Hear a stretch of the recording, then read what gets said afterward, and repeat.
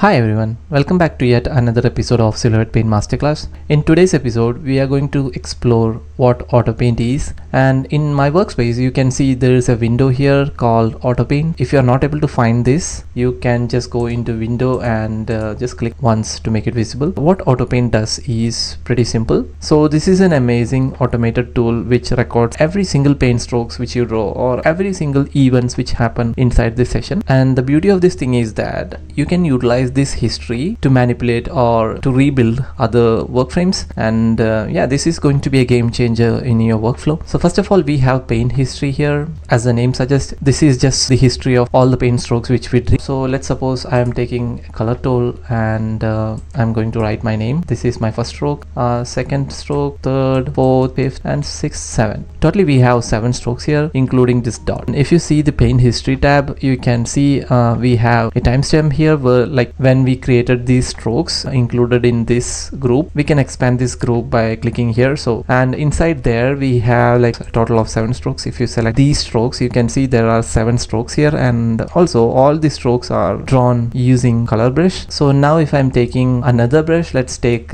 blur tool, draw a stroke here. So you can see now we have a blur stroke inside the same group. So if you want to create a new group, you can simply click on this plus icon here, add group. A new group has been created. Now if I'm drawing a new stroke, you can see all the strokes are inside the new group. Here we don't have to create these groups manually. Most of the times it will be automatically created. Let's suppose if I'm doing some paint work here and I'm just going to the next frame and coming back to the same frame. And now if I am drawing a new frame, now this is a new group and it is automatically created. You don't have to worry creating a new group manually. Software does that for you. Yeah, this is all about the paint history. And also we have the show strokes icon here. Usually I keep this every time as on. If you turn it off, even though if you're selecting the strokes, you won't be able to see the strokes. And also we have delete option which we can make use to delete individual strokes or all the history of strokes as well. Let's suppose if I don't want this couple of strokes, I can select that and just click on rebuild. That's it. Those 2 strokes are deleted now. So if you want to delete any particular strokes, you can select inside the history and just click on delete and rebuild. Also, I forgot to mention one important thing. So instead of seeing this timestamp as your group name, you can edit that manually or type in anything which you want. I'm going to double click here, paint history 01, paint history 02. Up next we have the playback option which we can utilize for rebuilding our work range. So inside this pull down menu you can see we have current frame, which obviously paint out the current frame, and also we have work range, all frames, that means the whole input frame range. Also we can type in custom work range, that means if you select this you can type in like maybe 10 to 35, and hence we can utilize this history into this specific work range. Also we have current to end. Let's suppose I am in between the work range like 50, and if I just need to paint this from 50 to 100, you don't have to go into custom and type in the specific work range. You can select current to end.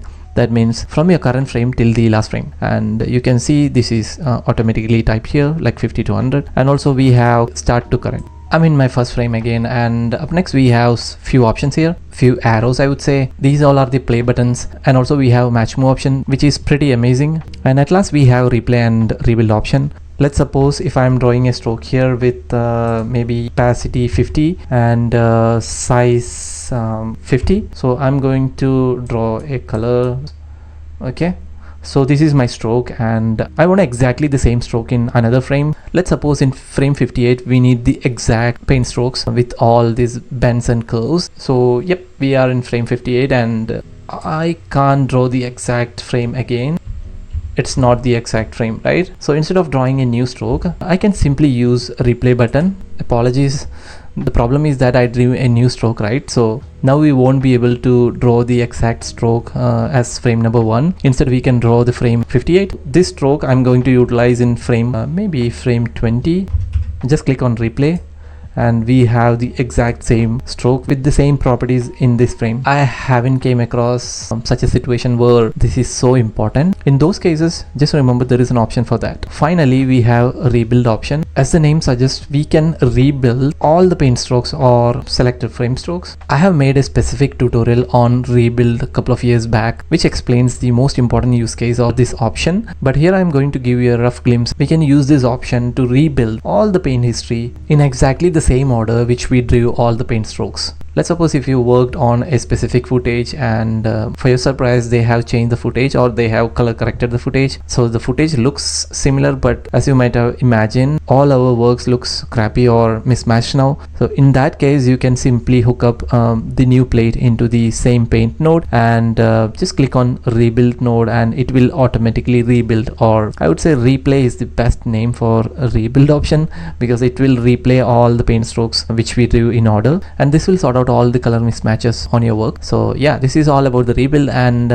now let's see how we can utilize all these play buttons and match move option as well. The beauty of Autopaint is that we can definitely use tracking data from a roto node or a tracker node and utilize those transform data into our paint workflow. We should always keep this in mind. You have to connect the roto node or tracker node into the paint node using this pipe. You can see this is a data pipe which has objects, transform, surface mesh, cryptomat, and so on and so forth. So if you do that, you can extract all the tracking information into our paint workflow. Click on roto node. Maybe let's suppose I have to remove this arrow from this shot. I can simply draw a square over this and track this area. Click on tracker, mocha tracker. I will turn on perspective as well because this has some sort of perspective, I believe. Yeah, it's not important, but I'm just turning it on this time.